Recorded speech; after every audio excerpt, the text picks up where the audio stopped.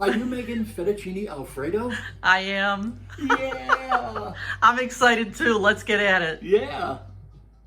Hi everybody, welcome to my kitchen. Welcome to Karen's Sizzle and Spice. So I know Ed and I are excited. I hope you are too. We're gonna make fettuccine Alfredo today with a blackened chicken. Now I'm not gonna say that this is low-cal because it is not. There's a lot of butter and cream in this, but we love fettuccine Alfredo and I'm gonna show you how to make it today. Now for the chicken, we're gonna use blackening spices. I have a big hunk of chicken breast here that I'm gonna cut into 2 or 3 cutlets, and then we're gonna spice them up.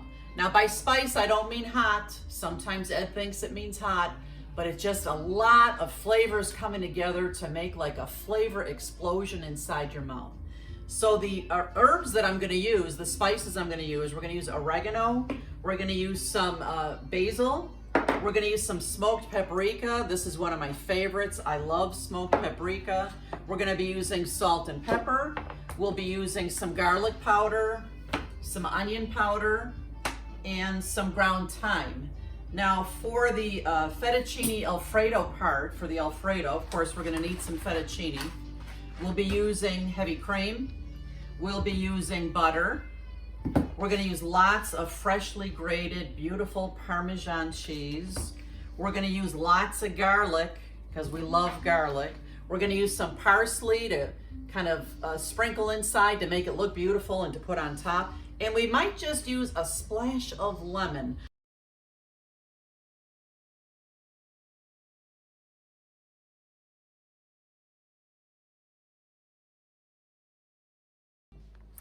Friends, I'd like to tell you a little bit about how I store my herbs and some of my vegetables in the refrigerator. I don't know about you, but it's one of my biggest pet peeves when I go to my market and I'm reaching in for my herbs, my vegetables, even my fruits, and the sprinklers go on. You know, those sprinklers that are wetting all the vegetables and the herbs. It makes them look pretty, but it's really the worst thing for them because it's the moisture in the herbs and the vegetables that eventually rots them. So the drier that you keep them, the better. So when I come home from the grocery store, for example, my parsley here, I take it out of the package that I bought it in and I wrap it in paper towels to dry it really well, and then I put it inside a Ziploc bag. And you can't believe how much longer your herbs will last in the refrigerator. I hope that's a helpful tip for you. To get this recipe going, the first thing I'm going to do is I'm going to create my blackening spice. And this blackening spice is good on chicken. We're going to have shrimp tacos tomorrow, so it's going to taste great on there as well. So you can mix a lot of this up and keep it in your pantry in a sealed container and use it for a lot of different meats. So I'm going to start by using a smoked paprika. I'm going to use a tablespoon of smoked paprika. And like I said, this is my new favorite spice. I love it. Oh, it smells wonderful. We're gonna use about a tablespoon of garlic powder. We're using about a tablespoon of onion powder. We're gonna use about a tablespoon of ground thyme. And then, let's see, we're gonna use more like a teaspoon now of salt. We're gonna use about a teaspoon of fresh dried basil. This is from my garden. Love basil. And the same thing with the oregano, about a teaspoon.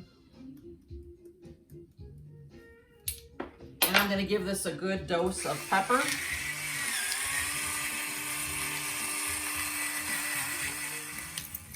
I'm just mixing my spice up here.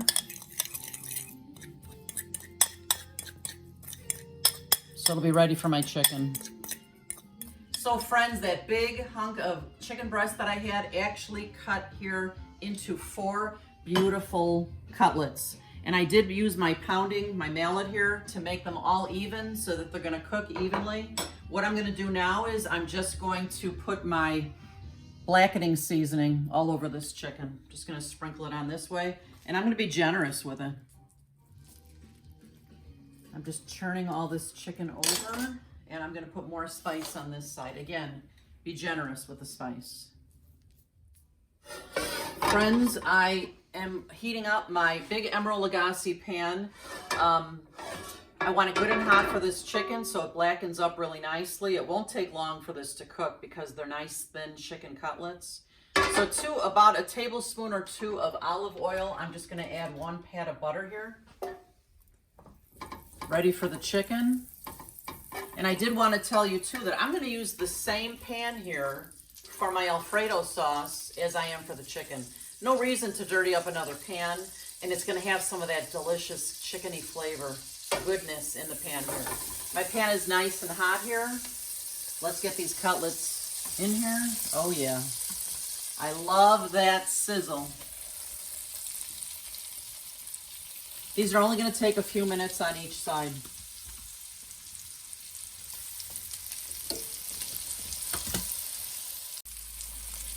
Look at how gorgeous that is. I've only had it a couple minutes on the first side. I want to make sure that I don't overcook these because you probably know that you can overcook chicken really quickly and then it dries out and it's just not fun. We'll do a couple more minutes on this side. The chicken has just been cooking about 4 minutes on each side. I always use my meat thermometer to make sure it's the correct temperature. For this dish, it's going to sit out covered in foil for a little while I make the Alfredo sauce. So the cooked chicken should be 165 degrees inside. Let me see where we're at here. I couldn't live without this. I don't know. I can't tell for sure by touching food or... Yeah, this looks good now. We're at about 155. So I'm going to put them out on a plate now. And I'm going to cover them with foil. Look how beautiful that looks. Nice and blackened. Beautiful. There we go. And there we go. Oh, okay, I'm just going to cover this with aluminum foil because it will continue cooking for a few more minutes, and by the time I've got the Alfredo sauce ready to go, this is going to be perfect. We'll be right back. Friends, look at that brown, beautiful goodness in my pan. You don't ever want to get rid of that stuff. You know, brown food is good food. It's going to be such a fantastic base for my Alfredo sauce. It's going to give it that extra oomph. Now I'm going to start my big pot of water here for my fettuccine. And while that comes to a boil, I'm going to work over here on a couple more things that I need for my sauce. I've cut up about 4 or 5 garlic cloves. If you don't like that much garlic, don't add as much, but the more garlic for Ed and I, the better. This stuff is fantastic. Now that I have my garlic pressed and ready to go, I'm gonna grate up my Parmesan cheese now. I'm using my microplane. It's also called a grater. It really does grate this cheese beautifully and fine, and it really does it pretty quickly. So I just do this right over a bowl.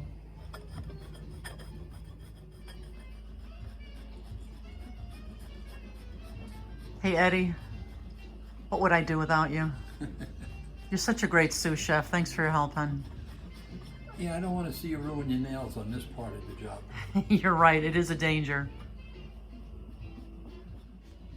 You can see I have 2 cups of Parmesan ready to go. Nice and fluffy, my 2-cup measuring cup here. I'm just gonna need some parsley. So you just kind of shave off the parsley. You don't want the stems at all. I'm gonna put some of this into the Alfredo sauce and I'll save some to garnish the top. It's gonna look beautiful.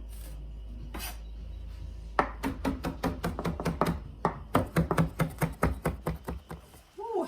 My water's boiling for my fettuccine. I'm gonna add a good douse of salt in here. And I'm gonna get the whole pound of fettuccine in the pot here.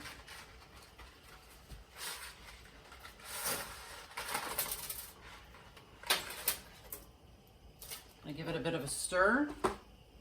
This fettuccine will take about 13 minutes to cook fully. And I'm gonna start working on my sauce next, that Alfredo decadent, buttery, cheesy sauce. It's fantastic. Okay friends, my pasta is cooking away there, and I'm gonna start on this incredible Alfredo sauce. So into those bits of brown goodness that I had in my pan from the chicken, I've added a stick and a half of butter. We're gonna let this melt down, and while it does, I'm gonna add garlic to the pan. And I tell you, you know how it is. As soon as that garlic touches that hot pan, oh yeah, the smell, it's like immediate. I'm gonna let this garlic cook down for a few minutes and then we'll be back. This Alfredo sauce, you don't really want to step away from. Things develop here pretty quickly. You don't want anything to burn. So I do stay close to my stove and kind of baby this sauce. It's so worth it. Mwah! It's gonna be fantastic. If you guys could smell my kitchen, it's like a wonderful Italian restaurant. What do you think, Eddie? I agree. Whoo, that smell of garlic is incredible. Now that this has been bubbling away for a few minutes, I want my sauce to be a little thicker. So I'm gonna start with about 3 good tablespoons of flour to thicken this up. Yeah, maybe even 4. Let's go 4. And we're gonna let the flour cook out of here for a few minutes. We're just gonna keep stirring and let this flour cook out. Now that this flour has had a few minutes to cook out here, this is perfect consistency here. I'm gonna add 2 cups of heavy cream. That's right, 2 cups of heavy cream. Look at how beautiful that looks already, huh? I'm gonna let this come to a simmer, and that's when we'll start to add that fantastic Parmesan cheese. Now that my pasta is almost cooked, that pasta water is full of starch. I always take some of the hot water from my boiling pasta pot and I put it aside, because you know what? If my Alfredo sauce is not the exact consistency that I want it, I can add a little bit of the pasta water to it. Works perfectly when you're making a sauce. Look at how beautifully thick that's becoming now. And remember, if you find that it's too thick, because you can make it any consistency that you want, you can always add some of that hot pasta water to make it the perfect consistency. But now this is heated all the way through, it's time to add my Parmesan cheese. 2 cups of Parmesan going in. I don't want to miss any little bit of that. And we're just going to keep stirring this until this is all melted. Whew, this looks good. Look at how beautifully this is developing.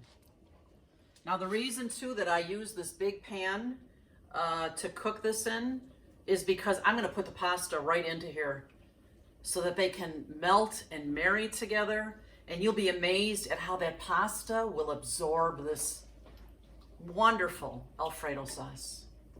I'm getting excited. Are you ready? Yes. It's almost time to eat. Yep. I gotta taste this decadent cheesy sauce. It is so rich and creamy. You gotta try this, Eddie. Try this. What do you think? Very good.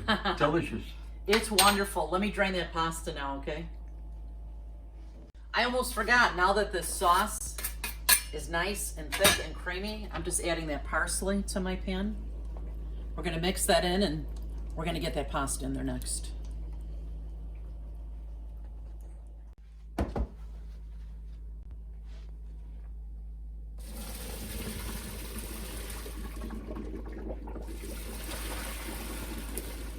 Whew.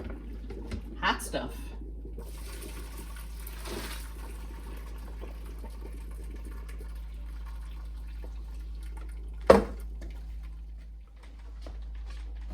Okay, I'm gonna put my pasta right into this decadent sauce. Look at that.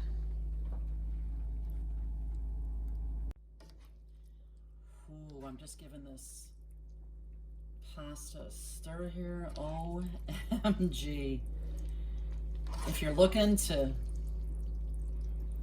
serve a decadent meal, guys, this is it. This looks incredible. So I used a whole pound of pasta. The amount of sauce that I made is perfect for 1 pound. And you'll be surprised if it sits for a little while. This sauce just gets absorbed into this pasta. It's fantastic. The tasting is next.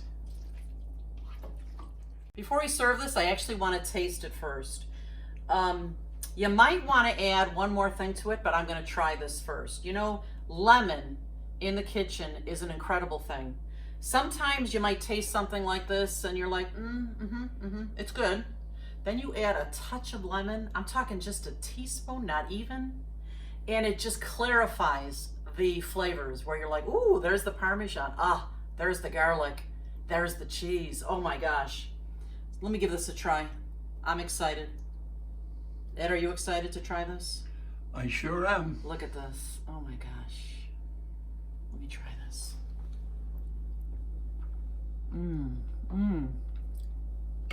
And I have to say, just like the last time I made it, it's fantastic, but I can use just that touch of lemon.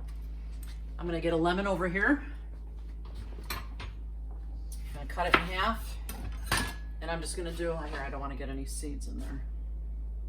I'll tell you, lemon is like magic for some things. I'm just gonna squirt a little bit of lemon in here and give this another stir. And now the tasting is next, guys. Look at this. It's incredible. We are so ready to try this. It looks fantastic, doesn't it? Yeah.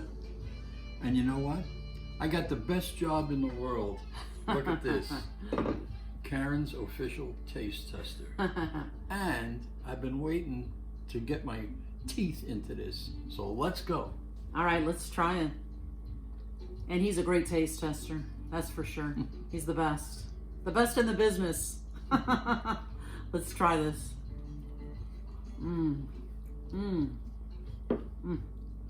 the chicken, I took it out just in time. It's still juicy and tender. Oh my. If you're looking for a dish to impress, this is it. It's better than Olive Garden. I'll tell you. It's better than Olive Garden, I'm not kidding. We're so glad that you joined us today. Thank you so much for being here today. Make sure you check my channel often for new videos. Happy eating and happy cooking to you. And remember, you eat with your eyes first, you've got to make it beautiful. We'll see you next time. Bye-bye. Bye-bye. I gotta dig into this. Oh my God. It's so good. Mm.